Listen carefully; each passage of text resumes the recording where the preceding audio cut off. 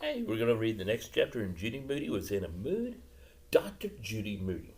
Finally, Judy thought the only thing finer in the world than getting Jaws had to be getting a big brown box in the mail with the name Dr. Judy Moody on it.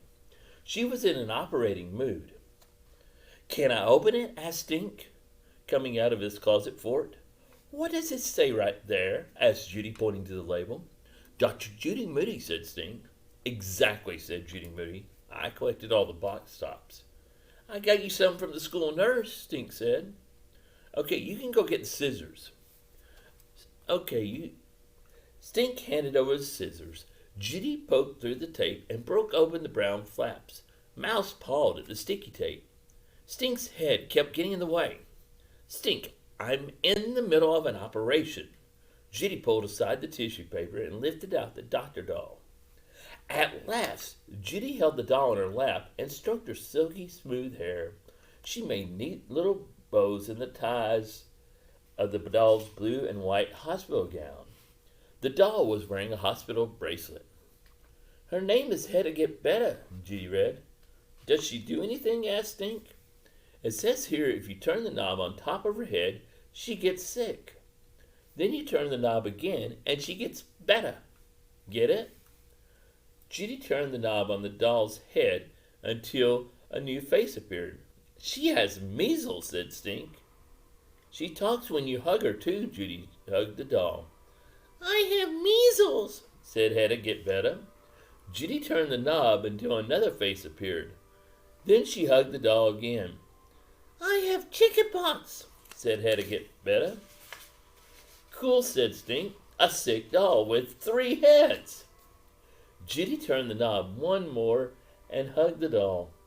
Oh, better, said Hedda. Can I make her sick then better? Asked Stink.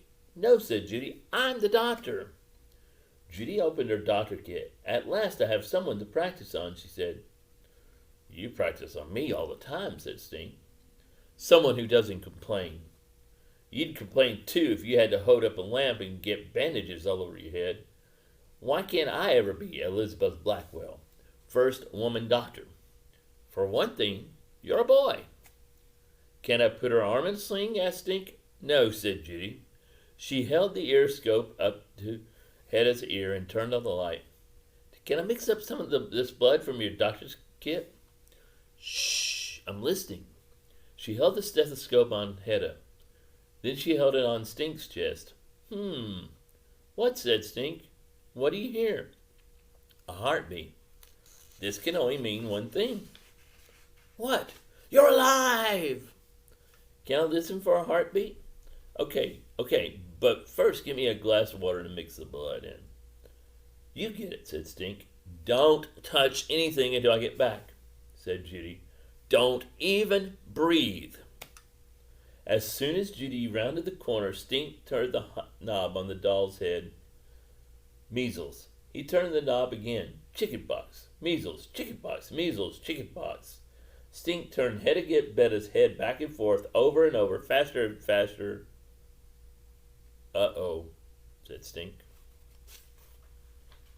What? Judy asked, returning with a sloshing glass of water. Her head is stuck, he said. Judy grabbed Hedda Get Better away from Stink. I have chickenpox, Hedda said. Judy tried to turn the knob. The knob was stuck all right. It would not turn, no matter how hard Judy twisted and yanked and pulled. I have chickenpox, I have chickenpox, Hedda said again and again. Her head is stuck on chickenpox, Judy moaned. It's not my fault, said Stink. It's too. Now she'll never get better. Judy took Hedda's pulse. She listened to Hedda's heart. She checked Hedda's forehead for a fever. My first patient, and she's going to have chickenpox for the rest of her life.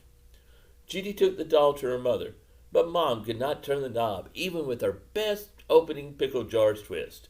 Judy took the doll to her father, but Dad could not get the doll's head to turn, even with his best opening spaghetti sauce turn. What are you going to do? Asked Dad. There's only one thing I can think of. Give her a shot? Asked Mom. No, said Judy. Band-Aids. Cool, said Stink. Stinky Judy got fancy band-aids on Hedda's Get Betta's face, one for every chickenpox. Then they put band-aids all over her body. There were endangered species band-aids, dinosaurs, tattoos, mermaids, and race cars, even glow-in-the-dark, bloodshot eyeball band-aids. She won't scratch, said Dr. Judy. I'm glad that emergency's over, Dad said. Judy tried to turn the doll's head one last time. She did not yank, or twist, or pull. She very slowly, very carefully turned the knob. Hedda's head turned, and her smiling, no chicken pox face reappeared. I cured her, Judy yelled. She hugged her doll. All better, said Hedda Get Better. Good as new, said Mom and Dad. I'm just glad she didn't have spotted fever, said Judy. I never in a million years would have had enough band-aids for that. And that's the end of chapter Dr. Judy Moody. The next chapter is the TPC Club. We'll find out what that is about next time.